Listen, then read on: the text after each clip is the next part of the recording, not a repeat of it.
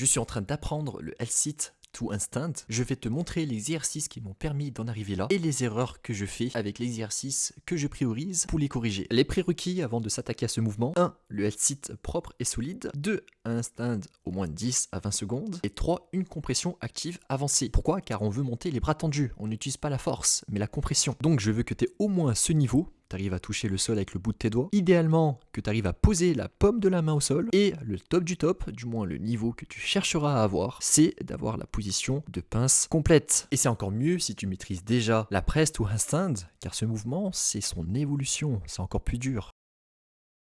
Avant de vouloir réussir cette figure, on va d'abord poser les fondations, construire la compression et la force nécessaire pour réussir ce mouvement. Premier exercice, lever de jambes assis, progressif. Ensuite, on travaille la montée des hanches. Rien de mieux que le L-sit to tuck, où on essaye de tenir la tuck entre 5 et 15 secondes. Puis sur ce mouvement, on a quand même les épaules devant les poignets.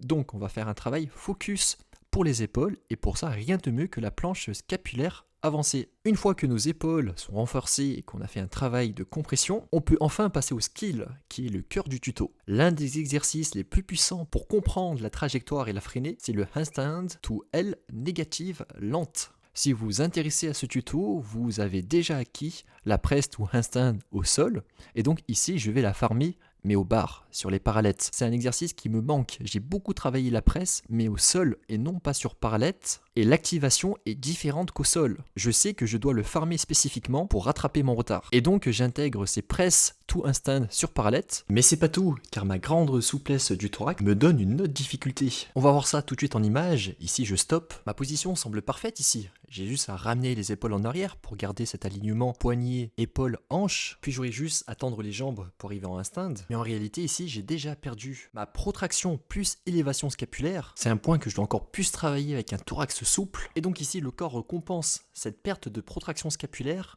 par une antéversion du bassin pour équilibrer le poids, à la place de ramener ses épaules au-dessus des poignets, tout en ayant une protraction active plus une élévation scapulaire. C'est-à-dire que tu cherches à écarter tes omoplates vers l'avant en poussant fort le sol, ce qui fera arrondir le haut de ton dos. Et une élévation scapulaire, c'est de monter les épaules vers les oreilles, tout en poussant fort le sol. En gros, t'écartes au maximum tes omoplates et tu les montes le plus haut possible, comme si tu voulais toucher tes oreilles. Mais c'est pas tout, j'ai encore 2 exercices qui vont me permettre de corriger mes lacunes. La fameuse tuck planche où je dois maintenir à fond mon gainage scapulaire. Et ici, je suis en position pike, bras tendus, jambes surélevées, je pousse fort dans le sol, j'arrondis le haut du dos et je viens chercher de la protraction plus élévation scapulaire. Le but, c'est de ramener activement les épaules au-dessus des mains, sans tricher avec le bassin. C'est un drill parfait pour apprendre à contrôler sa ligne depuis les épaules et non depuis le bassin.